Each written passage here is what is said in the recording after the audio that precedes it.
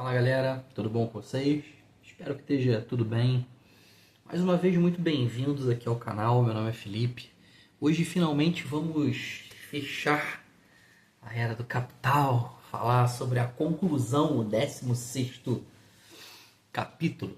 Para você que está assistindo aqui o vídeo pela primeira vez, isso aqui foi, tá fechando hoje uma playlist sobre o livro A Era do Capital. Ele está todo destrinchadinho em capítulos e partes. Vai ficar aqui no card de algum lugar. A obra anterior, A Era das Revoluções, também já está pronto. O mesmo esquema. Nessas playlists, né? Nessas playlists vocês vão encontrar as obras separadas por capítulos e partes, tudo destrinchadinho. Bom, a dinâmica aqui é muito simples. Eu estou com o resumo aqui no computador na minha frente. Eu vou fazer uma leitura dinâmica desse resumo para vocês. Qualquer dúvida, dá uma pausa no vídeo, faz algumas anotações que pode ser bastante importante. Te convido a ficar até o final. Vai que você gosta. E eu espero que o trabalho possa te dar uma moral. Beleza? Bom, sem mais delongas, pessoal, deixa eu logo fechar esse livro para a gente poder começar o próximo. 16º capítulo, a conclusão.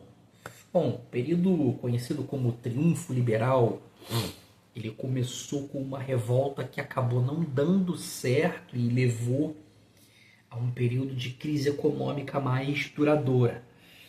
Embora a Revolução de 1848 e a crise econômica seguinte sejam eventos bastante importantes, né? A história ela nem sempre se encaixa em datas e eventos marcantes que os historiadores preferem. Não é assim que a coisa funciona. Em vez de acabar com um grande evento, né, como a unificação da Alemanha em 1871, né, ou a grande crise de 1873, o fim desse período, ele foi uma parada mais gradual. A mudança começou a ficar clara por volta de 1875, né, representando uma transformação ao longo da década de 1870. Na era do liberalismo, as economias funcionavam com pouca interferência do governo e muito comércio livre, né? Com o tempo, isso mudou, isso foi mudando. A gente passou a ter grandes empresas dominando o mercado, monopólios e uma intervenção assim bem maior do governo na economia. A ideia de deixar o mercado se autorregular, que era popular na Inglaterra vitoriana, né, chamada de manchesterismos, tá?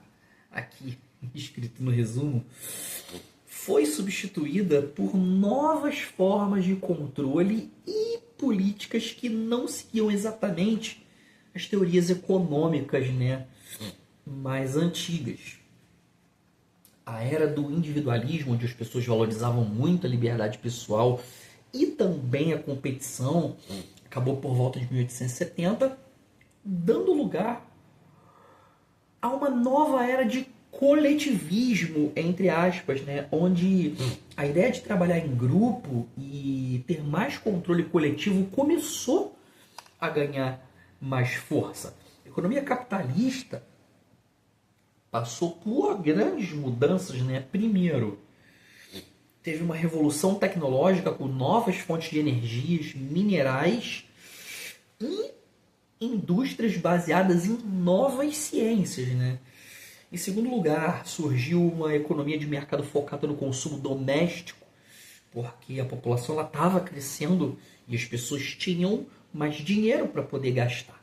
E, finalmente, as economias industriais elas começaram a competir mais intensamente entre si, o que acabou levando a uma concentração de riqueza e também manipulação de mercados, né? Isso criou um ambiente de rivalidade e também de muita insegurança. Essa competição e as disputas políticas também geraram uma espécie de novo imperialismo, um período de muitas disputas territoriais, né? E também disputas pela influência global. O mundo começou a viver um período que se mostrou de duas maneiras principais, né? Primeiro, a economia global mudou com o crescimento das grandes empresas que dominavam o mercado, né? O que nós chamamos de capitalismo monopolista. A informação que eu acho que é importante guardar. E em segundo, muitos países que eram menos desenvolvidos, eles começaram a se tornar dependentes dos países mais ricos, né, que controlavam a economia mundial. Esses países ricos, eles estavam competindo entre si, e como eles estavam ficando sem alguns recursos importantes, eles foram atrás, né, desses recursos, né, como petróleo, borracha, metais, né, em outras partes do mundo. Eles estavam ficando sem, eles estavam que começar a buscar, né, em outras partes. Esses países, eles se tornaram importantes porque eles produziam coisas que eram usadas em muitos produtos, por assim dizer, né? À medida que as economias elas cresceram, as pessoas começaram a consumir mais. Elas passaram a precisar não só de produtos comuns, né, mas também de itens que não eram produzidos localmente, como frutas tropicais, né, e também óleos vegetais. Bom, por causa disso, essas regiões que antes elas eram colônias e produziam, elas se integraram mais no sistema econômico global e começaram a se conectar mais com o resto do mundo. No final do período em que o liberalismo estava em alta, muita coisa acabou mudando.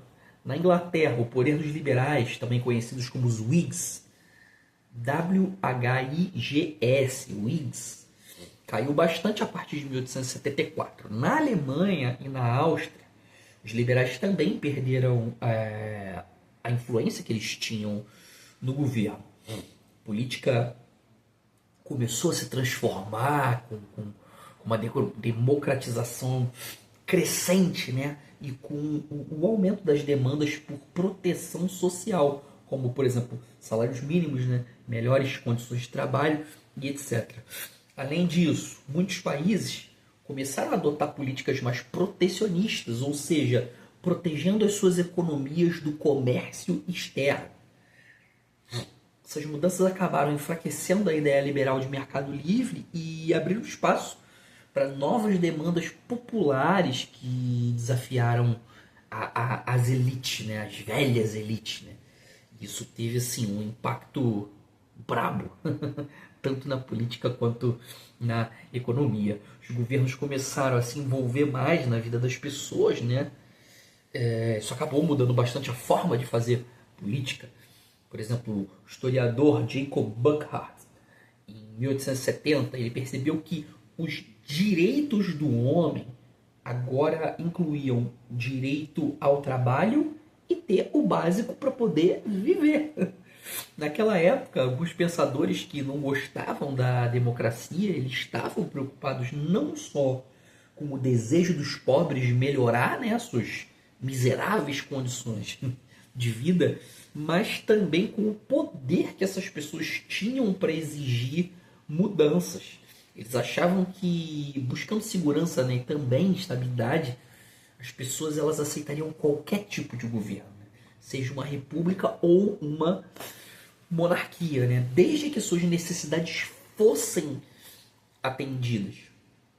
Os gastos públicos por pessoa aumentaram ao redor do mundo, principalmente porque a dívida dos governos cresceu. Mais gente, mais gasto, mais dívida. Os países que estavam em desenvolvimento, como por exemplo os Estados Unidos, Canadá, Austrália, né, até mesmo a Argentina, gastaram muita grana construindo as suas infraestruturas. Né? Muitas vezes usavam dinheiro que vinha de onde? Do exterior. Por outro lado, os países como Inglaterra, Holanda, Bélgica, Dinamarca, né, eles preferiam deixar as empresas privadas cuidar das coisas sem muita ajuda do governo, né? Assim eles não aumentaram tanto os seus gastos públicos. Mesmo com o aumento, né, dos gastos do governo, o dinheiro destinado às áreas sociais, saúde, assistência, acabou não aumentando muito, né? A não ser a educação. Na educação teve um investimento legal. A crise econômica fez com que as pessoas elas ficassem mais agitadas, né, e também insatisfeitas em muitos lugares. Durante esse período surgiram 3 novas ideias políticas que mostravam como a sociedade estava mudando e lidando com todas essas tensões emergentes. A primeira ideia foi o aumento de partidos e de grupos de trabalhadores que tinham ideias socialistas e marxistas. Um exemplo importante foi o Partido Social Democrata Alemão. E mesmo que os governos e a classe média achassem esses movimentos um perigo, eles seguiam algumas ideias racionais do iluminismo que também eram a base do liberalismo. Entre 1880 e 1890 surgiram outros grupos políticos que se opunham tanto ao liberalismo, né, a ideia de mais liberdade econômica e política, quanto ao socialismo, a ideia de mais igualdade social e também econômica. Esses grupos incluíam nacionalistas alemães que queriam fortalecer o orgulho nacional e a identidade da Alemanha, e movimentos social cristãos na Áustria que misturavam ideias sociais com a religião cristã. A Igreja Católica tinha potencial para ser uma grande influência política, só que estava muito conservadora, muito. E acabaram perdendo poder e espaço, né? Eles quiseram se manter muito conservadores em uma era de transformação. Ainda havia, né, algumas exceções, como o Partido de Centro da Alemanha, que conseguiu manter alguma influência, mas nada muito grande. É a terceira tendência. Muitos movimentos nacionalistas que antes eram muito radicais, né, eles começaram a mudar. Em vez de focar só naquele lance do liberalismo, eles passaram a adotar ideias que misturavam o socialismo com um senso de identidade nacional e também tradições étnicas. Onde será que isso vai parar? Apesar de os governos eles terem ficado, né, bastante preocupados com esses novos movimentos, o liberalismo ainda foi importante e manteve uma base assim, bastante sólida até o século XX.